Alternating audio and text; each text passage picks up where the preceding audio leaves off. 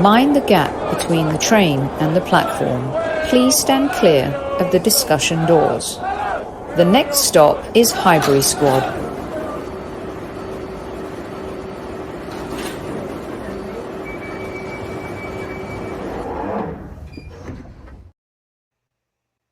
Welcome and good evening once again, Highbury Squad community.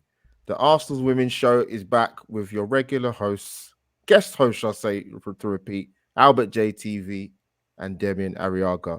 There is plenty to talk about. Just to let you know, people, the most important thing, this is a pre-record because at the time of doing this show, England are playing Greece in the Nations League at Wembley. And we're probably about 34 minutes into the game, I think, if it kicked off at 8 o'clock UK time. But further ado, let me speak to my brother from another mother. So much to talk about with Arsenal women's. The last league game against Everton at the Emirates. And also a lot of talking points for the UEFA Champions League match away to Bayern MUNICH, if you want to say it that correct way. But Demian, a pleasure to have you on again, man.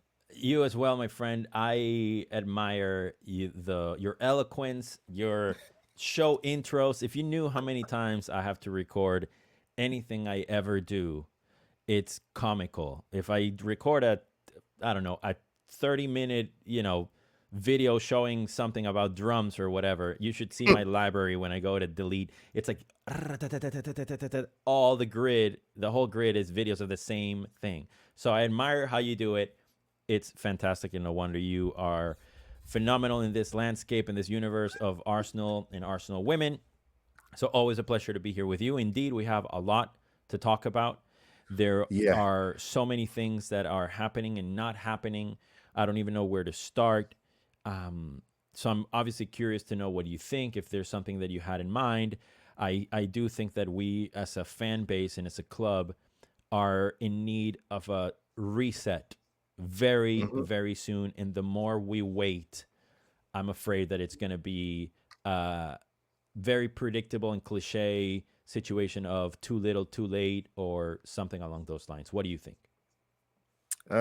Before I delve right into it, my dear brother, firstly, people, when you do watch this back, obliterate the like button most importantly, and subscribe to Highbury Squad. I want to get them algorithms and subscriptions through the roof. And quickly before we get the meat off the bones, a tiny bit of housekeeping to do first. The show is sponsored by Footy Prizes. And the latest prize is a signed Mikel Arteta shirt, people. Now, the competition ends on Wednesday, the 16th of October at 7:30 p.m. UK time. Tickets cost £3.95. And also, there are some 15 instant wins as well. As you can see, there's a Gabriel signed shirt. There's a Gabriel Martinelli shirt. And of course, our main man in between the sticks, should I say, David Raya. So, people, get your tickets in now. Big up 40 prizes for that. A Mikel Arteta shirt. What can I say? A goalkeeping Arteta shirt with a normal kit, no less. It's very rare, as you can tell. Amazing. Very true. But Demian, thanks for getting that image up on screen, people. Absolutely. So, how are we going to start this now? We're gonna talk about Jonas, but I'm going to leave that to the latter part of the show. Absolutely. Because me and Demian have been doing a bit of soul searching and a bit of in-depth talks with obviously Sophie Super Nicolau. We're going to talk about top 5 reasons Jonas to what he needs to do to save his job, and 5 reasons to lose his job. I know what part I'm going to give Demian, and I know what part I'm going to take on. So you probably worked it out already by now when we get into it, but we're going to save that towards the back end of the pod. So Demian, it'd make more sense to start with UEFA Champions League, then we move back into WSL. Sure. I didn't watch the game live, unfortunately, because of work commitments, unfortunately, but I did watch it back on DAZN on the replay, the full replay, not the highlights, the full replay to delve into. I'm going to come to you, Demi. I think the first thing I must say about the game yesterday is, and this goes across the board for men and the women's game, when you play an elite level European competition, the standard is a lot higher and a lot better, and you're coming up against better technical players. And unfortunately, you saw what happened yesterday, particularly in the second half. But starting with the first half, and obviously team changes, Demian. Jonas doesn't really keep, from what I can see, people might want to sort of come back when they watch his back, and yourself, he doesn't seem to have a consistent 11. Yes, I understand there's a balance between having a consistent 11 and using the depth of your squad. Now, I don't know what the situation is with the goalkeepers in his head, but I think that's one position where, for me, if I look at across the whole board of the team, why do you need to change the goalkeeper for the game yesterday? I don't know. What is behind that? What's the thought process behind that for you? Well, if you know, I'll quote myself from last week because I'm that big of an egomaniac, but you can't rationalize irrational behavior. And to me, Jonas is full of things that don't make any sense to me. And if I were to sort of play devil's advocate and be or talk in his defense, not that there's anything that I would ever want to do that for, I do think that there is to add to that balance or that fine line that you mentioned, there is also the squad rotation aspect of it, right? And he always talks about starters and finishers and all of these things that I've never really bought into, because I think at the time of the substitutions are made, it's almost like reactive and not proactive, and it just kind of grinds my gears. But I love Daphne van Domselaar, so I would guess that he rewarded this match, or gave this match, so to speak, to Manu, aside from the argument that she deserves it for many a reason, and who knows what she has done in training. But Daphne might be, recovering she is recovering from an injury, so maybe she wasn't at tip-top shape. But I do think that as a whole, Manu is a great keeper that deserves a lot of game time and so on. And, the comments were really, really toxic and negative. And of course, do I think that she could have, quote unquote, done better on a few of the goals? Sure. But also, she doesn't need to do those things if the threat is mitigated or is dealt with. And if we score more goals, and, obviously her involvement is not as crucial, so to speak, if we score goals on the other end. So to be honest with you, this was one of those matches where I was like, I don't understand what's happening. I can't blame any of the players. I don't think it was a matter of, this player not doing this player not doing that. I do believe that we needed to use Beth Mead, the most natural finisher in this squad. And I'm sorry, I understand people love Alessia Russo and they love Stina, and I'm one of her fans. But the reality is that nobody is a better finisher at that club, not even close, than Beth Mead. She has to play a more central role or take over of Viv, who, by the way, had an unbelievable match against Barcelona yesterday. It was absolutely ridiculous. Again, that we gave her for free when she was the player that we could have used the difference. Yeah, I mean, I saw I think they said Bayern haven't lost at that ground since 2022. Since 2022 they haven't lost a home game. I think I think that's probably including all competitions. I think so. It shows that it's going to be a tough fixture, and obviously the group's quite tough as well. Valerenga and Juventus in there as well. So I don't know how you feel. You might disagree, and then when people watch this back, I thought Arsenal were okay in the first half. Sure. I don't think they was dire. I don't think they was overrun. I thought they negated Bayern Munich really, really well. They got some good players, man. Ball, they've got Pernell Harder. Obviously, our own lionesses. I say that our own lionesses in Georgia Stanway, who I love. But I actually thought the first time they did okay, Demian. Do you think they was good for the 1-0, or do you think it was a bit more tighter than that? No, I think it was good. I really enjoyed the match. The first half was great. I thought, precisely with what you're saying, to go away from home or to go to that specific stadium and be 1-1, it didn't feel like we lost the lead, if that makes sense. It means like it just felt like, okay, I'll take this type of situation. Let's just kind of keep it going the second half.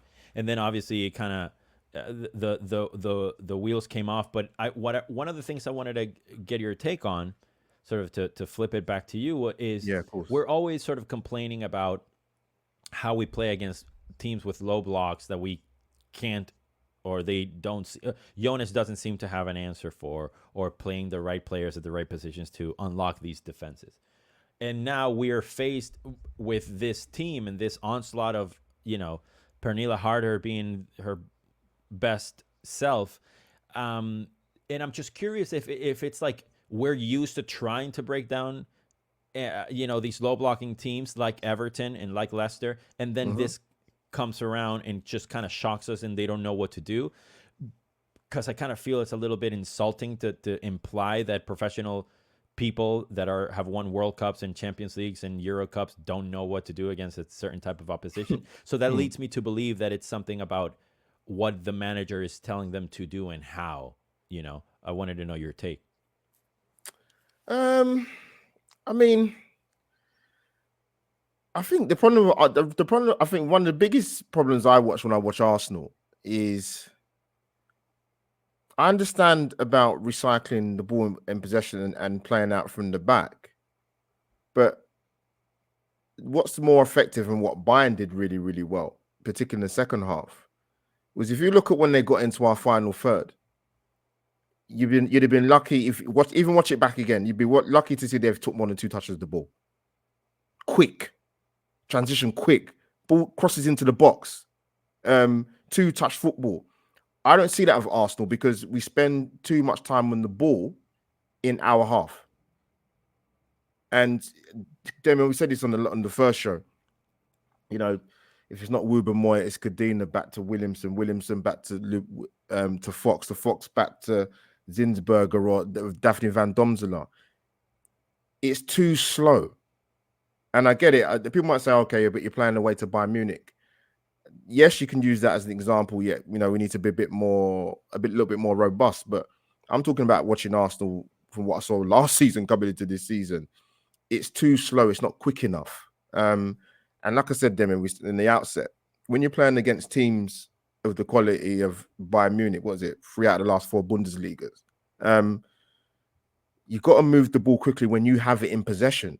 So because if you're taking too long with the ball in your half of the pitch, how are you going to transition it quickly through your midfield players through to your strikers? It's easy for teams to play against. And unfortunately, what we're seeing with Arsenal is, and I heard what Ian Wright said in regards to the Everton game, which we'll touch on, about not playing Rosa Kovaji. And, the way Arsenal playing. I do you see us as a front foot team? Because I don't. I think, in a way, in many ways, I'm not equipped to give you a sort of football analytical answer, right? But there's a thing that I feel, and that I know you feel, because you feel it with the current men's squad, and you have felt it with other teams, including, obviously, Arsenal women. Yeah. When we were our best, when the girls were at their best, was when they were clearly able to express themselves freely. When you could have Kim Little do whatever she wanted, and teams were terrorized that they were facing whom everybody calls the best footballer they've ever played with. Every single player that has played with Kim Little says, and they ask them, who's the best player?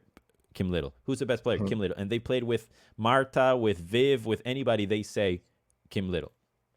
Same with Beth Mead. She used to do whatever the hell she wanted, right? Even Caitlin Ford at the beginning, the first season under Jonas, was just like banging in goals and getting assists, and she had a great understanding with Steph Catley. Now that's gone for some reason. So I think that it's impossible for these incredible women to suddenly not be able to adapt, to suddenly not be able to perform under pressure, to suddenly not be able to be confident against Everton or Leicester. Of course they are. I just think that they are being told what to do and what not to do. And among the things that they're being told, I'm afraid, of what not to do is be free, be open. That's why everything is so predictable.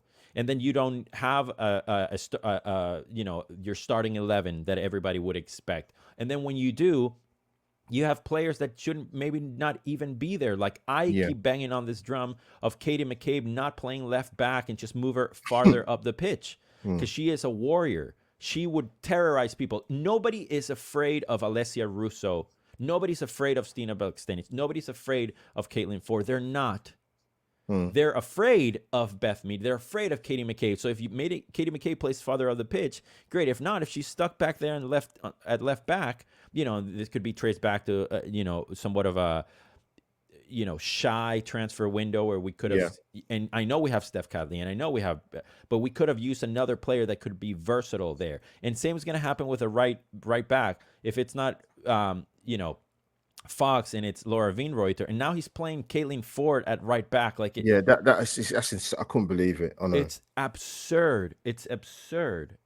Yeah. Like switch to 3 at the back and bring in Rosa Kafaji, right? Like, it's just absurd. It just seems to me like at some point this is done on purpose to sort of exert some sort of control and be like, this is what I am. Demian, I didn't follow his coaching career before he came to Arsenal, so I'd have to kind of research that and look at it. But I don't know what kind of players he wants in regards to what he wants to play, because it's almost like he wants to play a completely different way to the personnel that you have at the club.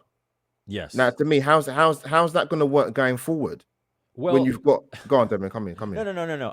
I'm so sorry to interrupt, because you hit on something that it struck a chord with me, which is what kind of player he wants. I feel he wants a player that is docile, that does whatever he wants, that is not outspoken. And if you look at the profile of the players that he has systematically sold and gotten out of the club, Vicky Schneiderbeck, a leader, captain of Austria, Jordan Nobbs, Mana Iwabuchi, Jen Beattie, Viviana Miedema. Like, what? Who in their right mind? Jen Beattie, I don't know if I mentioned Jen Beattie. Like, you did, yeah. It's absolutely absurd. And what do these women have in common? They're mature, intelligent women that are outspoken, that transcend the sport in every way. You have Jordan Nobbs playing like she's 20 right now.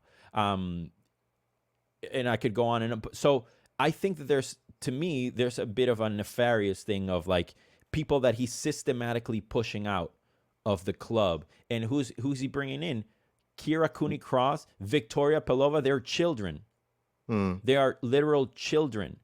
And then you have Rosa Kafaji, and then you don't play her. And then maybe you do have a Stina or something like that I feel he might want them so they owe him something, or like, I brought you to this club, you owe me, to do this, or not complain, or not be outspoken against me, or whatever. So I just think that there's something very toxic going on at the club that stems from one person being the manager, to be completely honest with you. And that relates to his tactics and other stuff, because I just don't think that the players are playing for him, honestly. Yeah, we'll definitely touch on that at the outset of the show in terms of things to save his job and what you can do to improve, but or lose your job, shall I say, more so. But sort of one of the players he did bring him, Mariona Caldente. Absolutely. Firstly, how do you think she's done since she's joined Arsenal? And also, great finish yesterday for the goal to put them 1-0 up. Yeah, unbelievable. And I just sat here and I just dumped on the manager, but he bought Mariona Caldente. So, yes, very good signing. Respect where respect is due. So, yeah, I think there was a bit on the second half where her and Rosa were linking up that you could just feel that it's just about to happen, and it's about to happen. But it's not going to happen if they don't play together. So I think that she's an amazing signing. Respect to the club and Jonas and Claire, whoever decided to go for her. Yeah. But we need to see what she did at Barcelona with the right players around her, And I think Rosa is one of those players that would benefit from Caldente much more than Alessia, much more than Stina, to be honest with you. And I could see a scenario of Caldente, Rosa as a 10, and Beth as a 9, and a rotating cast of people on the right, honestly. Yeah, listen, I would be... We've spoken about Beth being the best finisher at the club. Obviously, people say, she's to get her sharpness back and game time and the rest of it. But I liken it to, obviously, the men's team in regards to Trossard. A bit different because he's more of an impact sub as opposed to being a regular starter. But even that, at the moment, is a talking point. He should be starting ahead of Martinelli. And to be honest, he should. But he's by far the best friend at the club. And Yeah. Beth is the same. I would rather, let's say for argument's sake, she had some knock we don't know about that he didn't start, but I don't think that's the case anyway. I'm just playing devil's advocate. I would rather get a solid 45, 60 minutes out of her and bring her off with half an hour to go than bring her on as an impact sub. 100% agree. Unless she is ridiculously out of form, or she's come back from obviously quite a serious injury, then I understand it, because then you got context to it. But if she's your best finisher at the club and her stats are out of this world, which they are, by the way, if you look at a WSL history, then she should be starting games. Unless you can't physically get her on the pitch, then she should be starting, because, like I said, she's your best finisher at the club. But unfortunately, the way Arsenal are playing in terms of an attacking element, as a less to be desired for. But Demian, we got the goals to go 1-0 up. Brilliant finish, by the way. Great balling by Katie McCabe. Yeah. But as the old saying goes, Demian, goals change games. And it's the worst time to concede a goal. One of the worst times to concede a goal, just before the break. Did you see that coming? Or, to be fair to Bayern Munich, Demian, they were putting on the pressure before they got that goal. Yeah, they put on the pressure, and it was, I could see it happening. And again, I don't think they didn't deserve. But I didn't think. I mean, it's just so absurd, the idea of game of two halves, right? That we've heard our entire lives. This was like among the most game of two halves I've ever seen. And I didn't think that we played badly. I thought that the girls were great for the most part. And it's hard to play against a team with Gwyn or Gavin, however you pronounce her name. She's an outstanding defender. Obviously, Pernilla Harder. And all these players that are just like seasoned, amazing professionals that I think are a better opposition than what the girls have faced recently. So I understand it. I don't blame Manu really. I think it was the first goal that she didn't the header that went above her head. I mean, people on Instagram were saying the most awful and ignorant things. Like, they either want her to fake dive, or they actually thought that she had a chance to say that. She didn't. It was I don't think. No, she didn't. She didn't. There's just no way she would. No. So if anybody, like, I've played in goal a lot in my life, obviously in a very amateur level. But there are things that you're like, yeah, there's just, I could judge the arc of the ball. Like, there's just no way I'm ever gonna. Why even dive? Like, that's just theatrical, right? You would look really silly. So I think some of the criticism to Manu is unfair. Does she usually leave her feet planted and not dive from time to time? Yes. And I think that happens to Allison. It has happened to Ederson. It could happen to David Araya. It could happen to Endler. It could happen to Mary Earps. It happens to Mary Earps all the time. So I think it was deserved, not because of mistakes, unlike what happened, how we were able to beat Leicester or whatever. I don't even know. I don't even remember if we beat them. There was that Alessia Russo goal that was just a gift. That's not what we did. We didn't gift Bayern Munich really anything, like, as far as like big errors. I don't think. Yeah. But it was tough. The second half was tough to watch for me, mostly because I just didn't understand what was happening. I think it transcended any sort of like football analysis. To me, it was like, well, this is kind of weird. It didn't seem like they deserved to be losing, if that makes any sense. Maybe I'm sounding biased, but it wasn't like us losing possession. I think maybe because of the timing of the goal, and to go back going 1 half time, because it's different team talk, isn't it? And then they come out the second half, and listen, Bayern Munich are a very good side, by the way. To be fair, Arsenal, I think they said Arsenal have had 5 clean sheets out of the last 7 in all appearances. So defensively, Arsenal been good this season. But if you hadn't watched them play this season and watched the game yesterday, particularly in the second half, you'd have thought, 5 out of 7 clean sheets, you sure? But then you look at the quality of the opposition you're playing against, and it was one-way traffic. It was absolutely one-way traffic, and they got the goal to go 2-1. I mean, there were some set piece goals, Yeah, it was. So for the Laia Codina goal, obviously set piece, but also set pieces. You defend set pieces also. So this is why I think it's kind of tricky. I think a couple of the Pernilla Harder goals were from a set piece. Yeah, they were. 100%. Which, even though it's obviously very important to the game, as we know as Arsenal men fans as well, and Arsenal women fans, because we don't ever do anything from set pieces usually. That when that happens, it's like when a team scores like 3 penalties against you, like, and you lose 3-0, like, it's not like they were that much better than you. They just scored 3 penalty goals. So, like, not to take anything away from Bayern Munich, but I just think that the score line doesn't necessarily reflect that we're that far behind them. I just don't think that we have a manager that's using the players that we have in the best way. Yeah, because for me, it got in the second half in particular. I don't know what your thoughts are, and obviously when people do watch this back, it just got a little bit. I mean, they were dominating. Obviously, they got back to 1-1. They go 2-1. Obviously, Arsenal equalised from a set piece, as you mentioned, Lea Codina, who for me has been very impressive. If I'm going to be honest, I'm going to single her out. I think she settled in, looked top class centre half. Get her that partnership with Williamson going a bit more, but then Jonas will probably change the team again in weeks to come. But she's looking really good. We got it back to 2-2. But I mean, unless I missed something in the second half, and this is all credit to Bayern Munich, by the way, Arsenal didn't really have a sniff. And I mentioned to you before, like about 10-15 minutes ago, look how quickly they were transitioning the ball, man, in comparison to when Arsenal had it in possession. It's complete night and day. And I get it, it's the UEFA Champions League. I get it, it's away in Germany. But I don't see Arsenal with this current squad. Yes, we could talk about the manager. I just don't see them playing. And I'll come back to and I said it kind of earlier.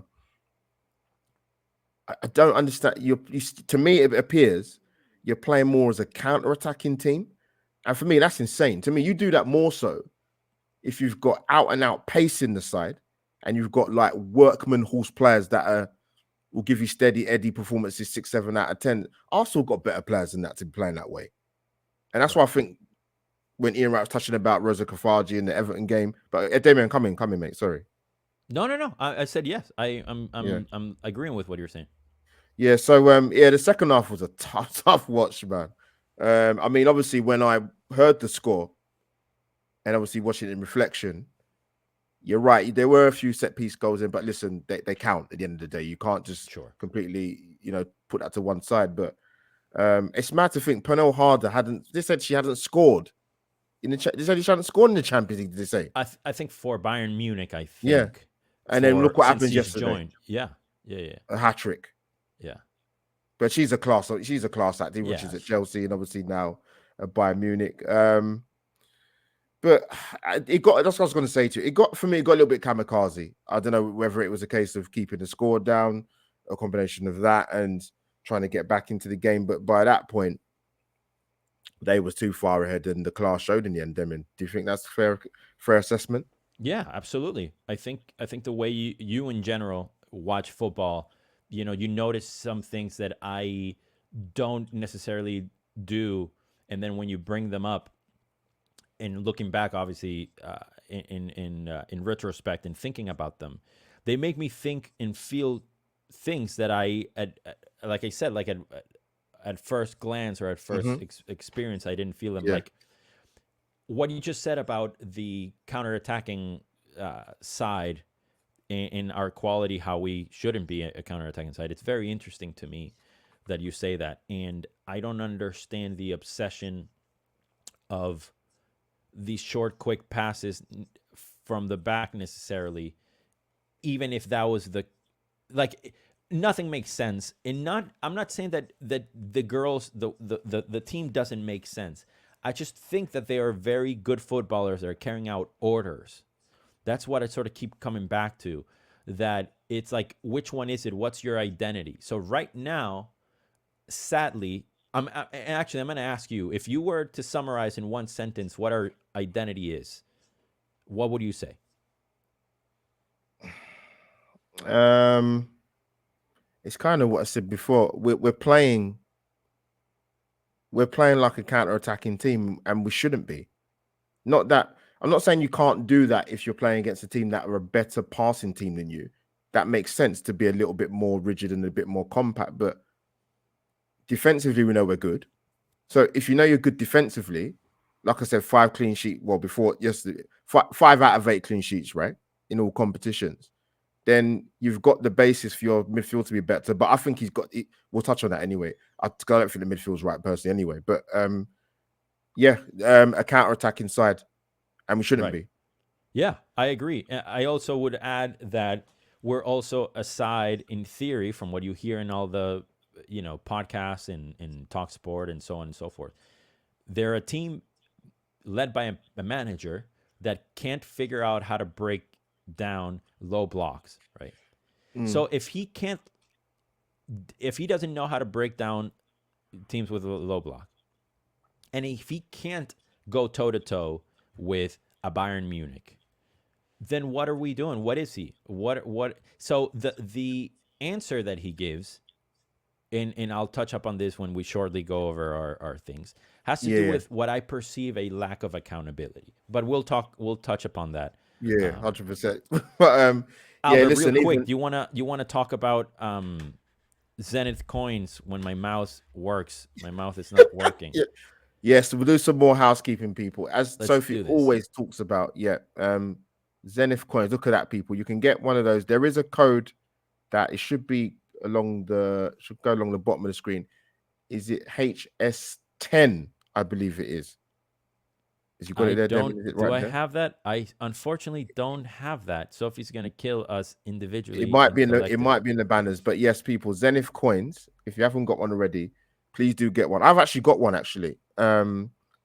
Beautiful, courtesy of Zenith coins, obviously. And there is a code HS10, I believe it is, to get discount on Zenith coins. I sadly don't see it, but that's why if you find it, the best. Yeah. If we find it, we'll touch on it. We'll definitely touch on it again. I'll play this again just because it's really pretty. It's a very pretty coin, people. The superb Sophie Clown. Rest in peace, Sir Kevin Campbell, man. Yes, sir. Main man, Super Kev. Just want to plug people. If you didn't catch the show yesterday, amazing show, Sophie and Kevin's family, for Kevin Campbell's foundation. Please do watch that back. Great, brilliant show, Sophie. Respect you for doing that, and obviously getting members of Kevin's family to come on. First class stream. So people do get that on catch up if and when you can. Demian, quickly moving on to, because I want to touch on obviously Jonas in terms of 2 aspects of him being the boss, but quickly the game on Sunday just gone in the WSL against Everton. Oh boy, where do I start? So obviously yourself and Sophie watched the game. You gave me a bit of a heads up before I actually went to watch the game back. I don't think, personally speaking, I'll ever get that 90 plus minutes back. And unfortunately, to sound like a broken record, because me and Demian and obviously our fans of the Arsenal women's team, we can only go by what we see. We're not lying. It is there. You've got, whether it be domestically in the cup competitions, we saw the other night in moments in the Champions League game against Bayern Munich. We've seen it in the opening games in the WSL. 5 points out of 9 is not a good enough return, particularly if you're going up against a Chelsea side and a very good Manchester City side as well. That was a hard watch, man. It's a really hard watch. You mentioned about the low blocks. Everton, listen, fair play to them. Very resilient. But Arsenal, they got to do more. What was your thoughts in regards to that game, just as a piece, mate? I kept thinking about, I mean, clearly the match was boring, and that can happen to any team. Any team, any squad, in any level, matches can be boring. And I felt that. I felt it before with Arsenal women. I felt it with Arsenal men. I felt it with any team. Even very few, minus like the Invincibles, for example, that I was very lucky to watch every match, and I was never bored. But I think what stuck out to me was how almost like I knew what would happen. Yeah. It's like, yeah, this is it's one of those matches, and I don't Inevitability. think, yeah, inevitability. Like, and I don't think, to trying to be as fair to the manager as I can, I don't think necessarily it was a tactical thing or a lack of ideas or a lack of creativity or no blame really. It just felt like this is one of those games. This is what's going to happen. It's like for every Arsenal fan, they know that at some point, at least under Wenger or Unai Emery, we knew that we were playing a team, the bottom three of the table, and their keeper was going to have the best game of their lives, and we would end up losing or 0-0 or 1-1 or whatever. So it just, for me, it felt that it was one of those where like, we're not going to win this. And that made me so angry because, I mean, I'm exaggerating. I don't get angry. I don't punch walls. There's no walls punched ever.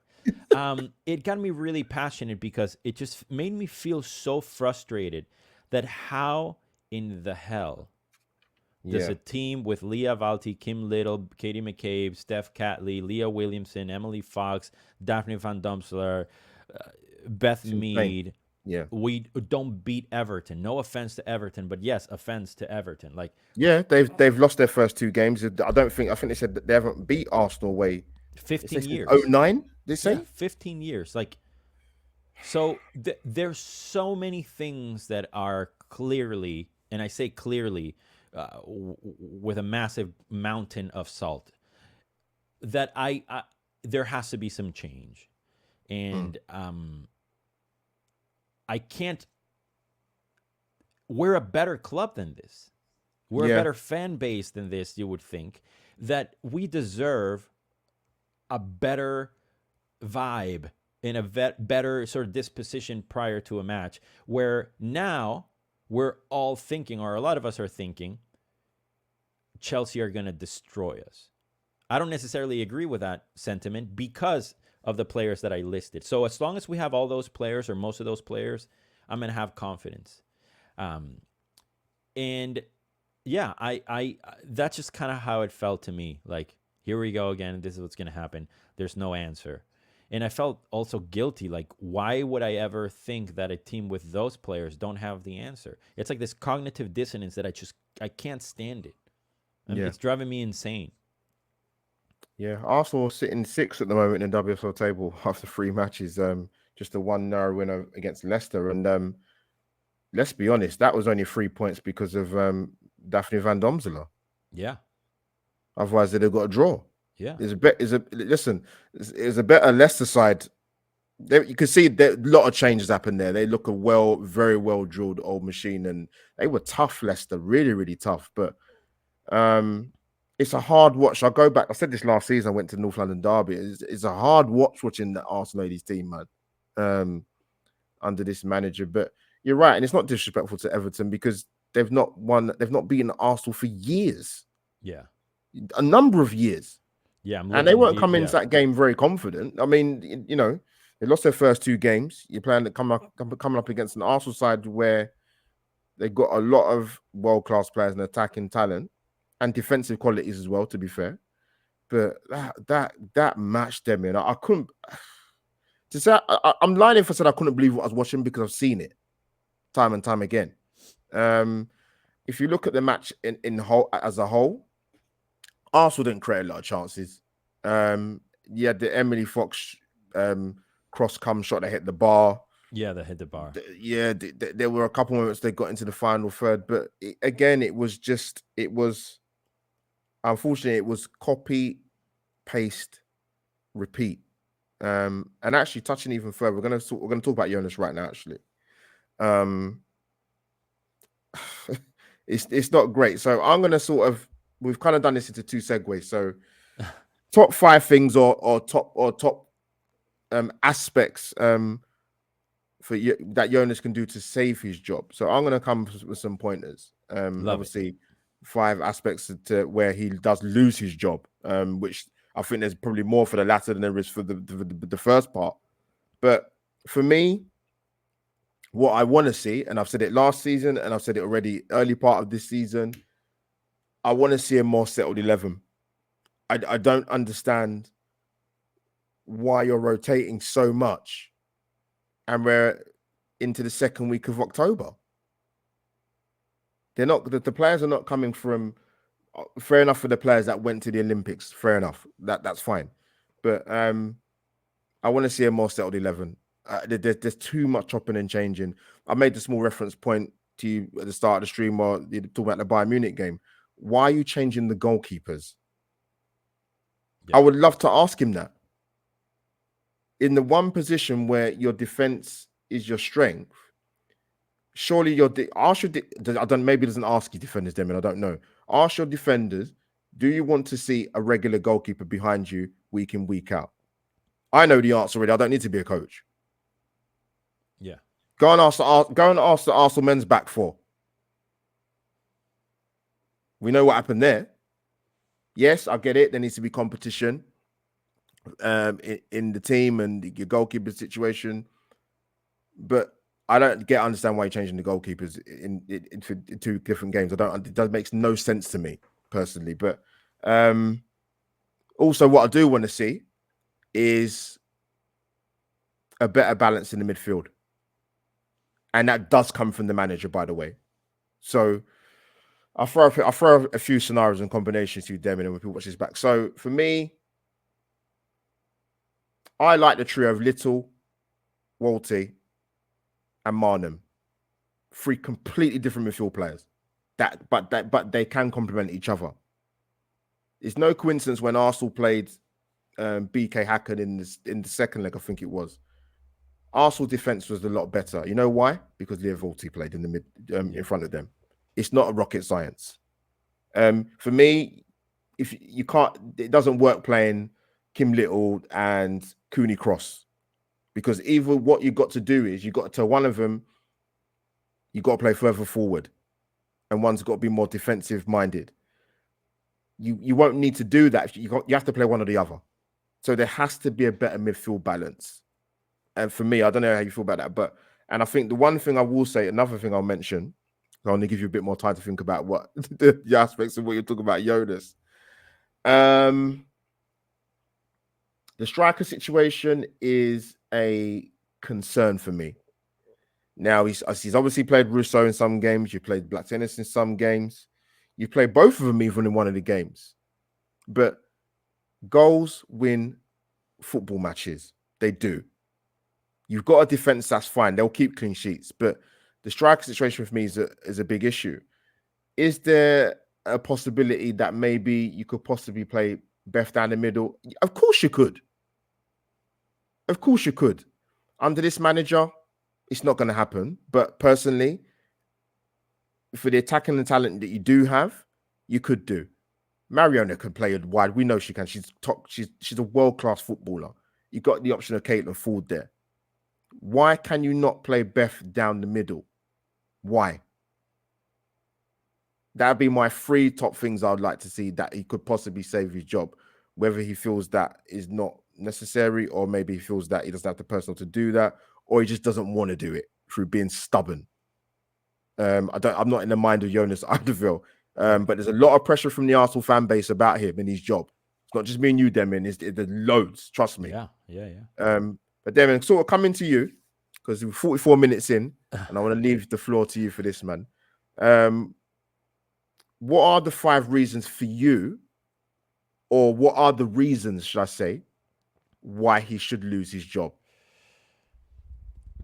I'll preface it by saying really quickly that I'm not in the business of hoping people are out of a job and so on, and all that political and diplomatic things. So I just covered my behind.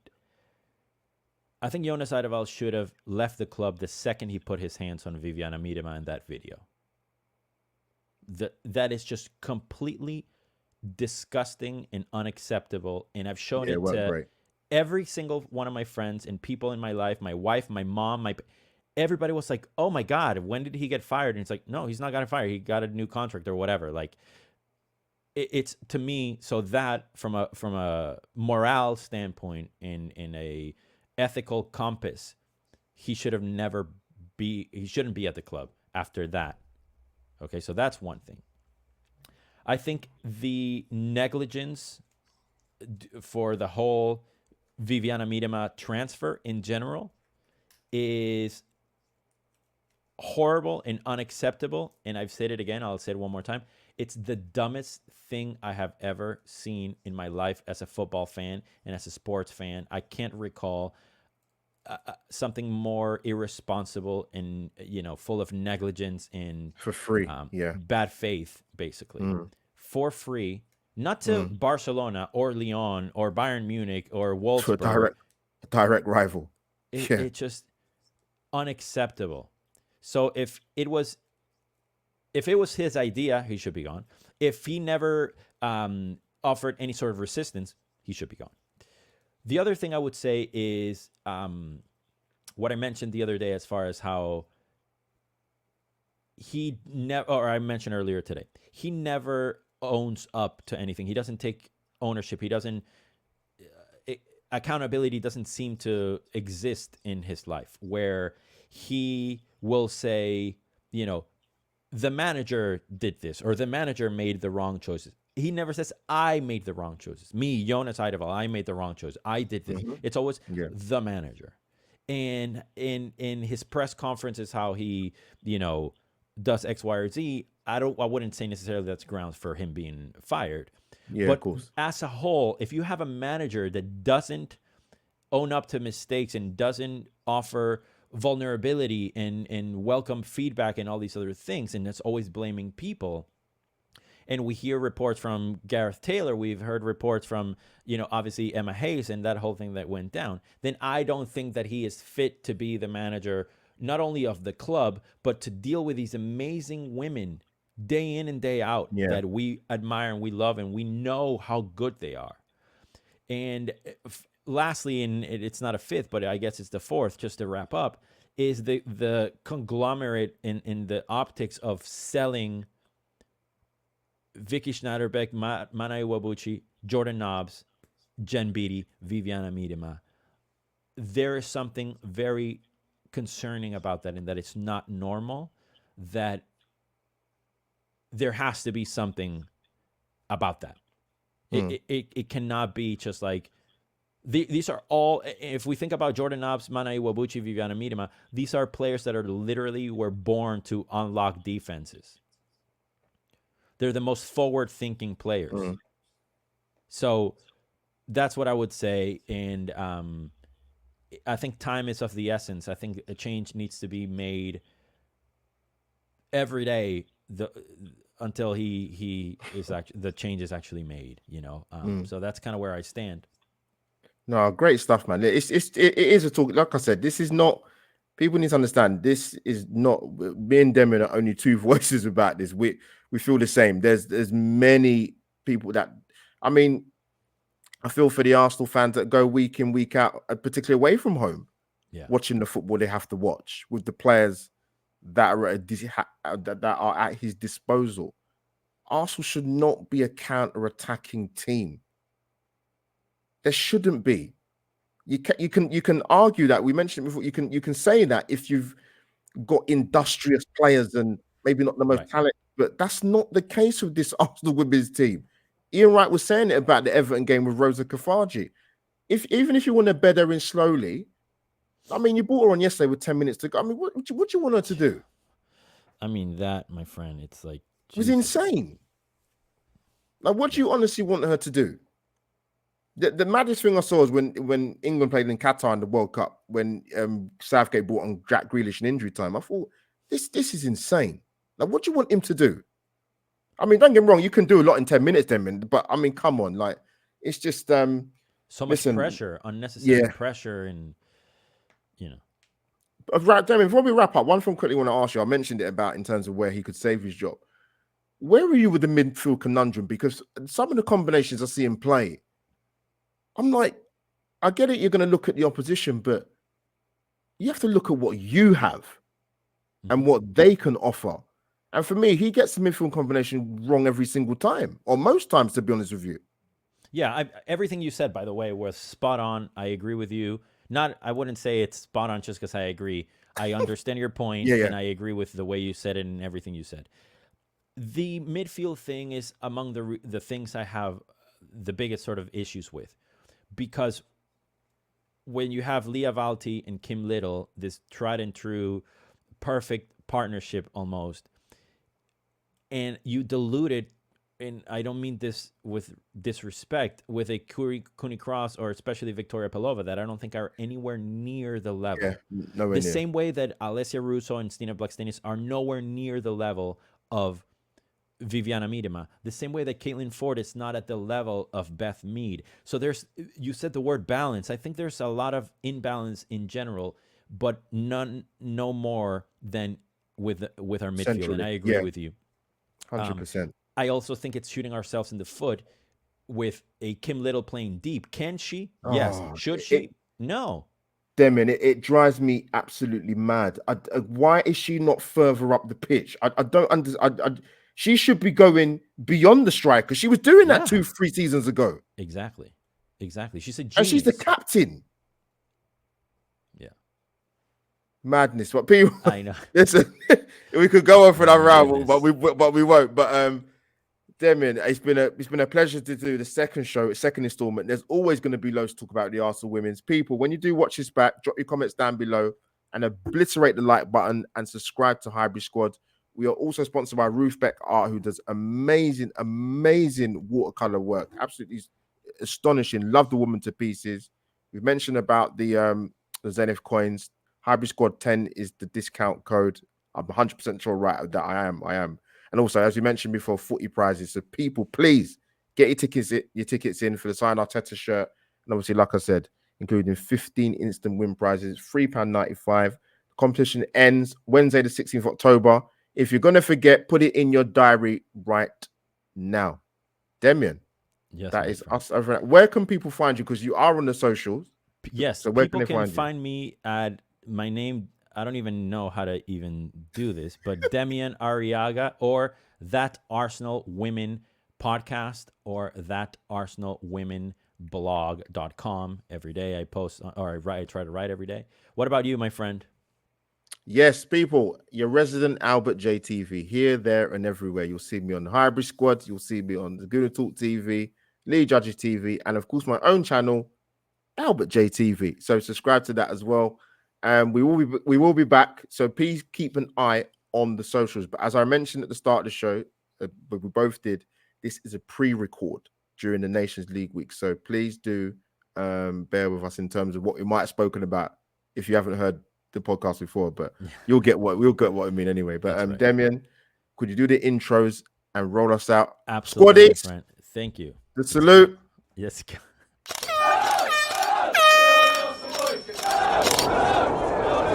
Mind the gap between the train and the platform.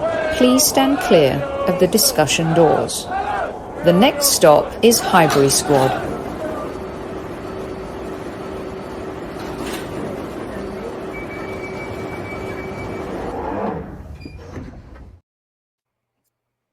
All right, guys. Thank you so much. Albert, you're the best, my friend. See you soon.